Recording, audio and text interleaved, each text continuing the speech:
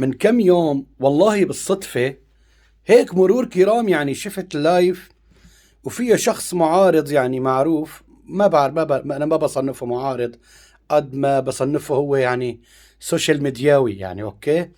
أنا بالنسبة إلي أغلب هدول اللي بيطلعوا على السوشيال ميديا وبيصنفوا حالهم معارضة، يعني نسبة كبيرة منهم أنا بعتبرهم من جماعة السوشيالية مدياوية، يعني من جماعة أعطيني مشاهدة وأعطيني لايك وتابعني ولك وحط لايك ولك وشغل لي هون تابعونا هون شوفونا. فهي كارثة هون. المهم هدول الجماعة شفتهم عم يتناقشوا، فواحد ايش عم بيقول له؟ عم بيقول له نحن واقفين مع الامريكان، نحن معنا الامريكان، والامريكان اذا بيطلعوا ما برجعوا، واذا برجعوا ما بدخلوا. والله الامريكان اذا دخلوا على مكان غير الله ما بطالعن. هي شغله. عم بقول له لهداك الثاني، قال له يعني انتم مع مين؟ انتم مع الاتراك؟ قال له لا، الاتراك اذا دخلوا بعصوا. قال له ايش شو بعصوا الاتراك؟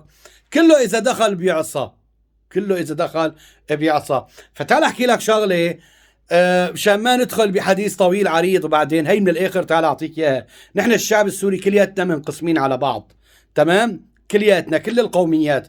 اعطيك كل قوميه بمين محتميه ولا ما في داعي نحكي؟ تعال قال لك خلينا نحكي، وخلي مثل ما بقولوا الدين المخبى حقه صرماي. عرفت شلون؟ هيك انا ما بخاف بحكي. اليوم النظام، بنبدا من النظام من راس الهرم. النظام بمن محتمي؟ محتمي بروسيا وايران والصين، تمام؟ هي وحده. هي بالنسبه يعني للنظام. هون ما في قوميه، في النظام. يعني عم نحكي النظام، يعني علويه مع شويه مسيحيه مع شويه سنه مع شويه دروز مع شوي يعني تشكيله ميكس عامل لك. ماشي. الدروز محتمين باسرائيل. بشار الاسد ما بيسترجي يقرب على اهل السويدة بهيك. شو قد طلعوا مظاهرات، شو قد عملوا، شو قد ساووا. قلت لكم ما بيطلع منهم شيء اصلا، ما بيطلع منهم شيء. عرفتوا؟ ما بيطلع منهم شيء، عباره عن شويه مكاسب سياسيه. اسرائيل وامريكا وراهم. الاكراد امريكا معهم، الاكراد امريكا معهم. الشيعة معهم العراق، الميليشيات العراقية الطائفية معهم الشيعة. المسيحية كمان يعني معهم جزء، يعني معهم روسيا كمان، ومعهم قسم من لبنان، ومعهم والسنة معهم تركيا، وأهل السنة جماعتنا كمان ما بقولوا معهم تركيا.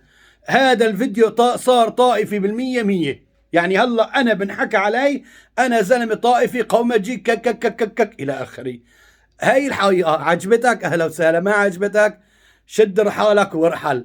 ونحن رحلنا وعفنا لكم هاي البلد، وكل واحد يفصل ويبيع على كيفه ويشتري على كيفه. واليوم الشعب السوري عم ساعد بعضه. بس صورني وخود اللقطة، وبس منني وخود اللقطة. وجماعة السوشيال ميديا يلي في حياته ما بكي على كلب مات في المناطق المحررة، اليوم عم بيطلع بيتباكى على الشعب، بيكذب وبيعمل لي درامات وبيعمل لي اشكال والوان. ولك حاجتكم كذب، ولك حاجتكم تبيضوا على بعض. لك لا بالاحزان ولا بالافراح ولا بالاتراح ولا بالمصائب شفناكم جنب بعض. والله العظيم كله من شان ينحكى، يقول والله فلان وفلان عمل وفلان ساوى وفلان حكى. والله القصة كلها هيك. حسبي الله ونعم الوكيل. ما راحت غير على اللي راح. خليها في القلب دائما. حكيتها انا، ما بعرف ايش بصير من بعدها. باب ضعيفة بالقلب تجرح، وخليها لبرا وتفضح. وهي الحقيقة. أنا عجبتكم. وكل مين مثل ما قلت لكم عم يحتمي بطرف وعم يتقوى فيه على الطرف الثاني، وكل مين بيمجد لطرف وبيساوي لك إياه هو الملاك الأكبر وهو المخلص وبالأخير كلياتهم عم بيعوا بيشتروا فينا. وللأسف ما مستفيدة غير هي الدول اللي عم بتدور ورا مصالحها. والشعب السوري وين صفى بين الإجرين، مع احترامي لشعبنا السوري. حسبي الله ونعم الوكيل، وما في خاطركم.